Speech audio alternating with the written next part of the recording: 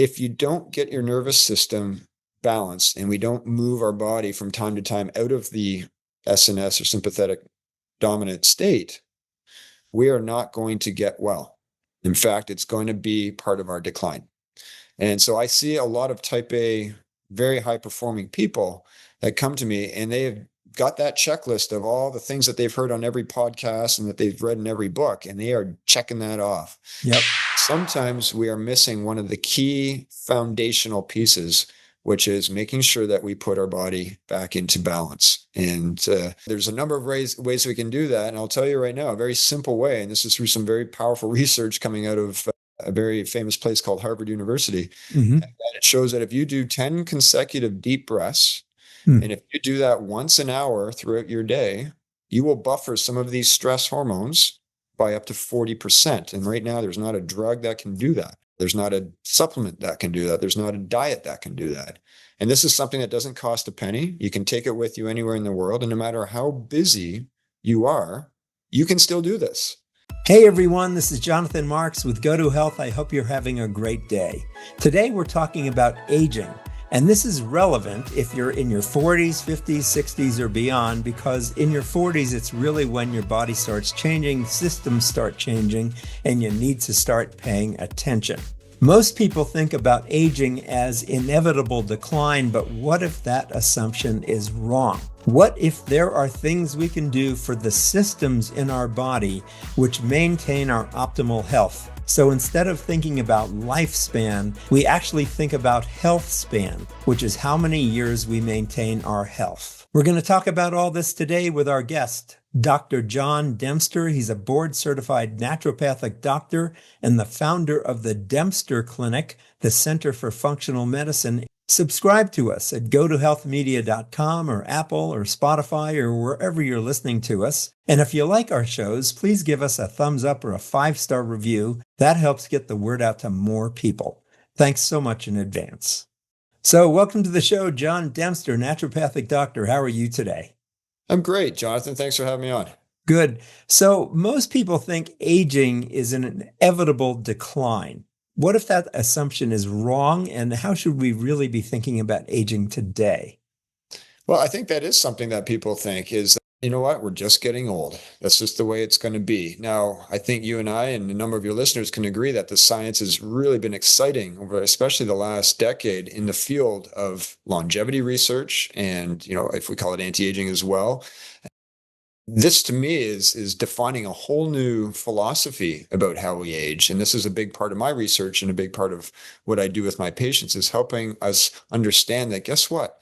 Aging is not something that has to happen. It is going to happen, but we actually have more control of this than the earlier introductions to aging. So what we are seeing right now is a very, very exciting amount of data, research, and clinical applications and therapies that can show us that we can actually be advocates for how we age. And this starts in our 20s and our 30s, 40s and 50s, 60s, 70s, 80s, and above and beyond. And this is something that I'm very, very passionate about, is trying to help understand what can we do? What levers can we pull so that we become advocates for our own aging destiny?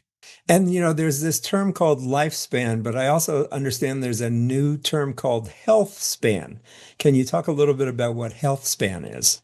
And I think that defines the difference in the philosophy that's happening right now. Lifespan is, how long we live, a chronological amount of time on this planet. And neither you nor I are necessarily going to know what that exact amount of time is. Health span is how well we live with those years that we have. And this is, I think this is an important philosophical change in direction on how we approach health and wellness, is that, all right, listen, we might not have the fountain of youth that guarantees we get to 150. Guess what? We actually have control no matter how many years we've got in terms of those quality of years. Let's live right up into the edge of that as much as we can, feeling and looking, as best as we absolutely can. Got it. Now, in your functional medicine practice, you emphasize a systems-based approach. How does functional medicine connect things like gut health, hormones, metabolism, and inflammation into one cohesive aging strategy? I think, functional medicine was built for helping people age as well as they possibly can. It was built for improving our health span, because aging is not an overnight breakdown of parts. It is a systematic dysfunction of a number of systems in our body over time. Mm-hmm. And so what I love about functional medicine, what drew me to this 20 years ago, was that, you know what, we are collectively a bunch of different systems that are all connected. We're not a car where you get a flat tire, you just go and you replace the tire. If we have pain and aches in our body, there's connections to other systems. It's not just the area where we're feeling inflamed. If we have gas and bloating, yes, this is a gut issue, but that gut is interconnected with your liver, with your thyroid, with all sorts of inflammatory markers. There's all sorts of situations that now bring this philosophy together. So what I love about functional medicine is that we can now start to evaluate how each person's systems are functioning, whether it's gut health, whether it's hormone health, whether it's nutrient deficiencies, whether it's how our body is handling stress, whether we have enough of the right types of foods that our biochemistry wants and thrives on. And so that's just a snippet, Jonathan, of what functional medicine can do, but that really embraces the philosophy of a optimal aging / optimal health span lifestyle. I want to thank you for that explanation. I've heard about functional medicine a number of times, but I think I'm finally starting to put these pieces together. Good. So many people are told that their labs are normal, but they're still not feeling well. How does functional medicine uncover what conventional approaches often miss when it comes to aging? I see this every day in my practice. And, what we do is we want to make sure that we understand, first of all, there's a time and a place for your conventional labs and working with your medical doc. We embrace that wholeheartedly. What we now start to do is say, look, we understand you're in here because you're not feeling your best and you've been told that everything's okay. Well, great. We're not about to have a crisis, but that doesn't mean that we're functioning well.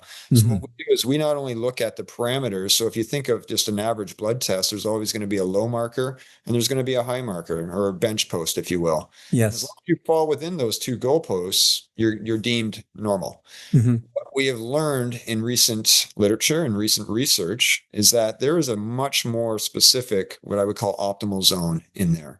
And if we find that we're drifting out of these zones and we have too many of those markers that are further, right up against each goalpost, if you will, that is not functioning at our optimal potential. So not only do we start to look at we move those goalposts a bit, but we also make sure that we go as deep as we possibly can into understanding some of the real drivers of aging and the real drivers of feeling energized and feeling vital.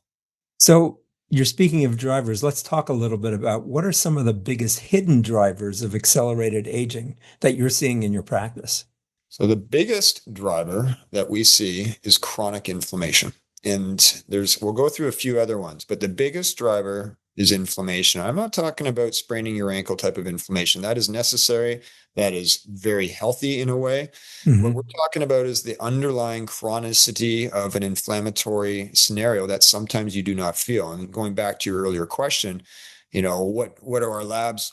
Are we doing the right labs? That's the first question I ask, because I want to make sure I'm getting a full inflammatory panel that is looking for the silent smoking gun. Mm. And these are different markers such as HSCRP, homocysteine, fibrinogen, fasting insulin. Even an iron marker called ferritin can provide a tremendous amount of data in the inflammatory cascade. And guess what?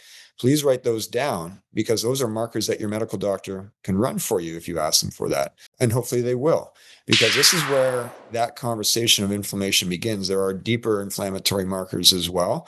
But what we find with most of our patients that come to work with us is that we start to see early stages of inflammation. And if we can get on top of that and understand where it's coming from and where we're headed, if we don't fix that, that changes our trajectory and that improves this conversation about health span and longevity.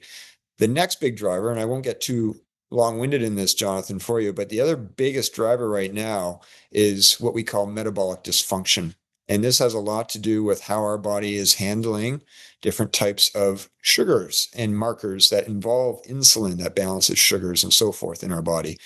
And this does not always come down to eating sweets. I have so many people that come to see me that they're so dedicated. They don't eat dessert. They don't drink pop. They don't do this, do that. But we're seeing signs of metabolic dysfunction at an early stage. And that can be because of lack of sleep. That could be because of chronic stress or busyness. That could be because of chronic nutrient deficiencies.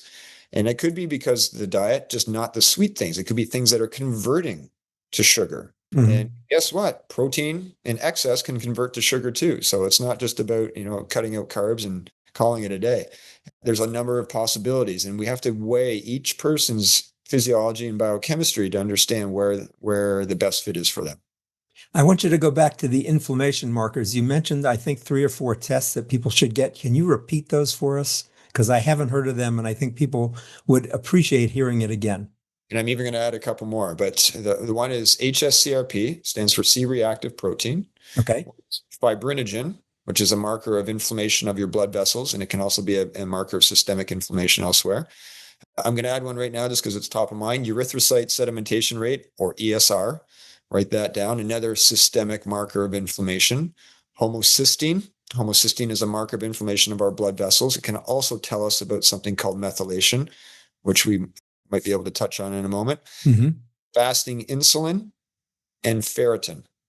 And that group or cluster, that stack of labs can be very, very helpful to run. And I highly encourage anyone listening to even just start there. There are other drivers of health and wellness we can get into, but that is a very powerful inflammatory stack. Thank you for repeating that list. To help people who may be listening instead of watching, I'm going to put that list on our website at gotohealthmedia.com so you can actually go there, watch the show again or listen to it and get the list of those different markers that you should be going for. So just a minute ago, you talked about methylation. I've heard about that before. Tell us a little bit more about what that is and how it affects our health. Methylation it's a pathway that goes on in our body that impacts a number of systems. And one of the biggest systems it impacts is our detoxification pathways. It impacts how we protect our DNA, and which has a lot to do with how we protect our cells. And so what we're finding is that there is a lot of different drivers that influence methylation. And from a genetic level, there's quite a popular marker that's being measured a lot in these genetic panels right now called the MTHFR marker. And this is something that can start to give us an idea on how we are methylating. There are a number of other markers that can be uncovered as well that can drive methylation. And one of the markers I mentioned earlier in our chat today is something called homocysteine, which is a very simple blood test. And if that comes back out of range, especially on the elevated side, we have a dysfunction in our methylation pathways in our body. And what's really exciting about methylation is it might sound quite complex, it might sound quite intimidating to talk about, but it's actually, there's many very simple things that we can do to influence it in a good way. And many of your listeners have probably have heard of B12. Well, there's a number of different types of B12. One of them is called methylcobalamin.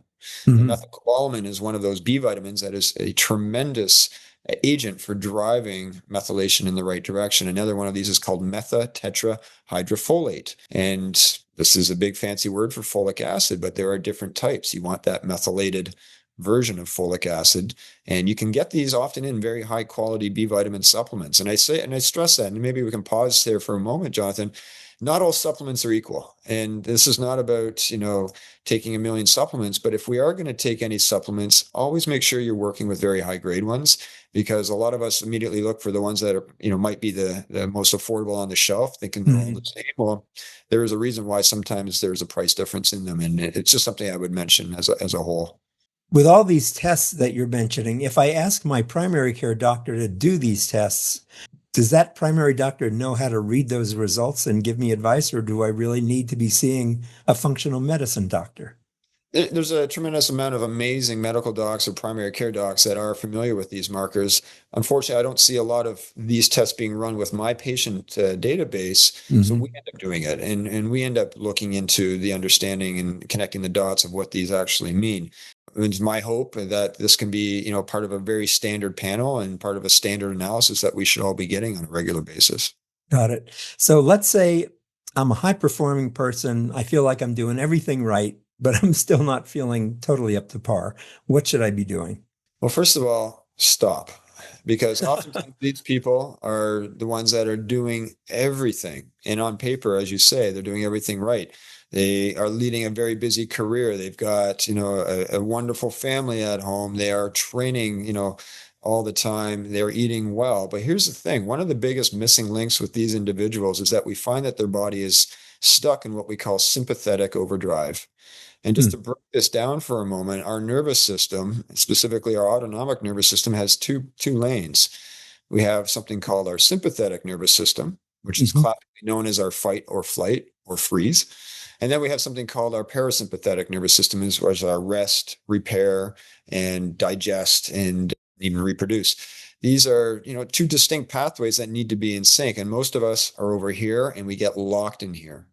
And the problem is it doesn't matter what your exercise routine is at that point. It doesn't matter what's going on with your, how many, protein shakes you have in a day, what supplements you're taking.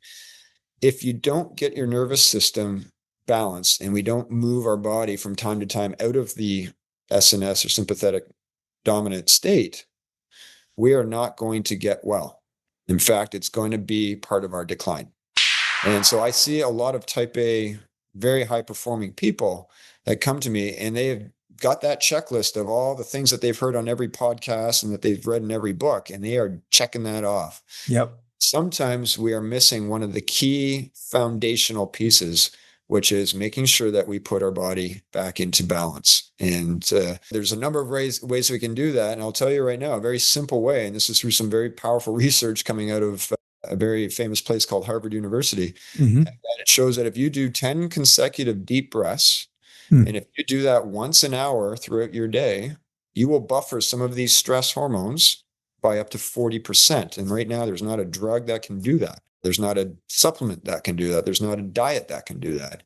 And this is something that doesn't cost a penny. You can take it with you anywhere in the world. And no matter how busy you are, you can still do this.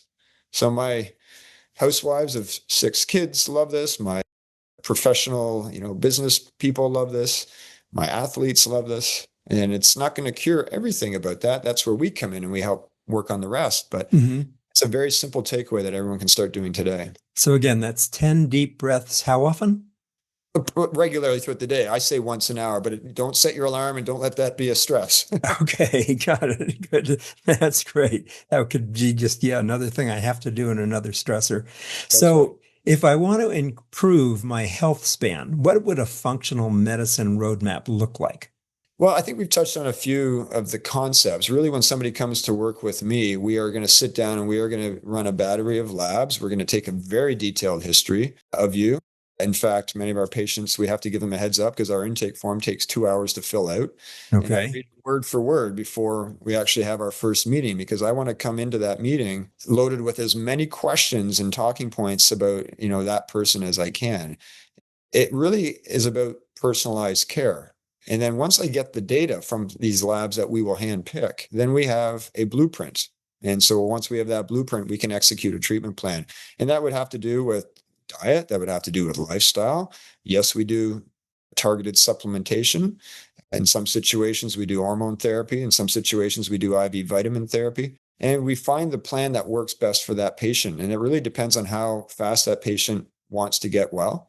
And really, what are they willing to do and invest into this? Because this is not me curing anybody. This is me literally linking arms with you and being a partner in your health journey. And we can often, add a tremendous amount of value when we do it that way. So talk about partnering. You have a program called the Metabolic Foundations Program. Tell us about that. Correct. Yes, we have a program that is an online program that is created by me. It is run by one of my nurses that is a metabolic expert and specialist. And really it was designed because a lot of people, as they age, as they enter into their 40s, 50s and beyond, they start noticing it's not that easy to feel energized in the day. It's not that easy to lose that extra 10 or 15 or even 20 pounds that have slowly snuck up over, decades of life. And what we're finding is that when we bring in some of these principles that we've just mentioned, particularly balancing the nervous system and getting the diet in place, something that our patients that run through this are on average within 6 to 7 weeks, we're seeing an 18-pound drop in weight, and that's on average. Some people are much more. But we're seeing a huge improvement in energy and a huge improvement in sleep. And so these are things that oftentimes as we age, these are things that we start to just accept as aging. And, this is just one of the things we do with our clients, but this is more for people that can't come in to see us directly. Got it. So if you want to learn more, you can go to the DempsterClinic.com. That's the DempsterClinic.com. Doctor, you also have a book coming out. Tell us about that. I do. And just finished. Thank you for asking, because this is an exciting time. It's been about 5 years in the making, but the manuscript is complete at this point, and now we're into the editing phase, and the book will be launching in June. And what it is about everything we touched on today, and it's called Vital Years Ahead. It's about how we can age well and optimally through our 40s, 50s, 60s, 70s, 80s, and beyond. And really, the tenet of the book is going to dive into some of these concepts in much more detail, but it's also going to lay out a framework for what we should be doing in our 30s and 40s, what we should be doing in our 50s and 60s, 70s and 80s, because things change and we have to change with that. Mm-hmm. And that's a big part of what we've been involved with clinically and through research over the last number of years. Good. And can I assume that book or a link to the book will be on your website? Very soon. Yes, absolutely. It'll be up there very soon. Great. Good. So are there any questions I didn't ask that I should have, John, or is there a big message you'd like to leave with people today? Yeah, there's a great message that I think is something that, I find when I listen to a podcast, there's usually a tremendous amount of information. And, one of the things that I often get from people is, where do I begin? And I'll say this. I say, this is not about perfection. This is about progress. Take one nugget that we've touched on today and then use that and apply that.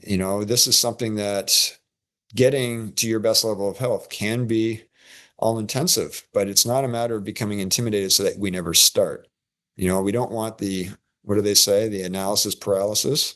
Right. We want to make sure that we just grab one thing and do that better than we did last week. And then next week, do one more thing and then build on that. And pretty soon you're going to have a compounded impact that you're not even going to be able to recognize how you feel and look in, a number of weeks to months if you start to do this regularly. John, I've really enjoyed this interview. I've learned a lot, and I really like your approach and your way of explaining things. Thank you. Yeah, this has been a lot of fun, Jonathan. Thank you for having me on. Good. We've been talking with Dr. John Dempster. He's a board-certified naturopathic doctor and the founder of the Dempster Clinic Center for Functional Medicine in Toronto, and it's at the dempsterclinic.com. He focuses on identifying and addressing root causes of chronic disease and supporting optimal aging. He is the creator of the Metabolic Foundations program to heal your gut and boost your metabolism. And he's also got a book coming out, which you'll be able to get on his website. Again, it's at dempsterclinic.com. Thanks for being with us, John. This has been very, very helpful information. You're very welcome. Thank you, Jonathan. Good. This has been Jonathan Marx. You can subscribe to our show and listen to us at GoToHealthMedia.com or on YouTube or Apple or Spotify. And if you like what we're doing, please leave a thumbs up or a 5-star review. That helps get the word out to more people. Thanks so much in advance. This has been Jonathan Marx with GoToHealth. And as we say at the end of every show, Go to Health. God bless. We'll see you again next time. Take care. Thank you for tuning in today to Go to Health. You are one of almost 10,000 people per day who enjoy the evidence-based health information offered by our guest health experts. You can watch us on our website and YouTube and listen to us on 8 podcast networks. Be sure to join Jonathan Marx in our upcoming shows each week. If you like our show, please share this episode with your friends and colleagues. You can subscribe to the show, join our email list, send us feedback, browse through the online store, and view our library of over 150 shows at GoToHealthMedia.com. See you next time, and remember to elevate your life with Go to Health.